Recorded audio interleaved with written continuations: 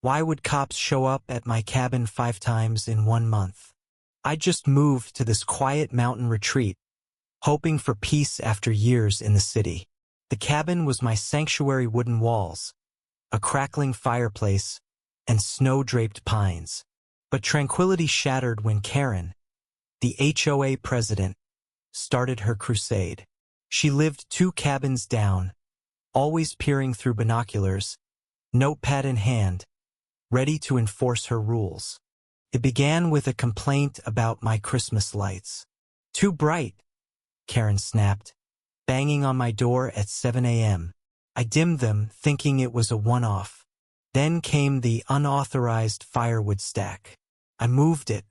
Next, she reported my dogs barking, though Rusty only yipped once at a squirrel. Each time I complied, but Karen's demands escalated. She'd email the HOA board, CCing me with exaggerated claims.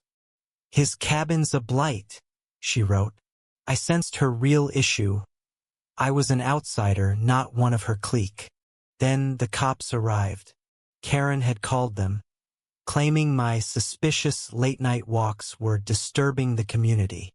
I explained I was stargazing, but the officer just shrugged. "We have to follow up." 2 weeks later, another call. My car was parked incorrectly. Then my unapproved porch chair. By the 5th visit, I was furious. The cops were apologetic but said Karen's complaints were technically valid under HOA bylaws. I started digging. At a board meeting, I met Tom, a reclusive neighbor who'd left the HOA years ago. He revealed a twist. Karen had a vendetta against newcomers, especially after losing a lawsuit to another outsider who challenged her rules. Tom's story flipped my perspective. She wasn't just a busybody. She was weaponizing the HOA to drive me out. Armed with his advice, I documented everything. Her emails, cop visits, even her binoculars glinting at night. The breaking point came when Karen accused me of illegal renovations for repainting my own shutters. Cops showed up again, but this time I was ready. I showed them permits, receipts, and photos proving compliance. The officer sighed. "This is getting ridiculous."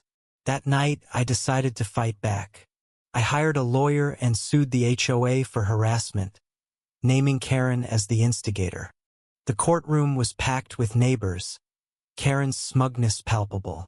She testified I was a disruptor, waving her rulebook like a Bible. My lawyer dismantled her, presenting my evidence.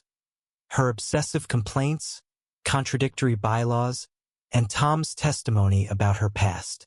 Gasps filled the room when we revealed Karen had falsified HOA records to justify her calls. Her allies squirmed as texts showed her rallying them to get rid of me. The judge's ruling was a sledgehammer. The HOA was liable for harassment and misuse of authority. Karen faced personal fines for defamation and was forced to step down. I won $50,000 in damages, enough to pay off my cabin's mortgage. Neighbors who'd stayed silent now apologized, admitting they'd feared Karen's wrath. She moved away, her reputation shredded, leaving behind a community rethinking its rules.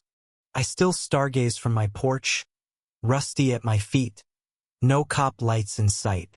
Justice tasted sharp, like the mountain air after a storm. But I wonder, what do you think? Was Karen just enforcing rules? Or did she deserve her downfall? Share your thoughts below.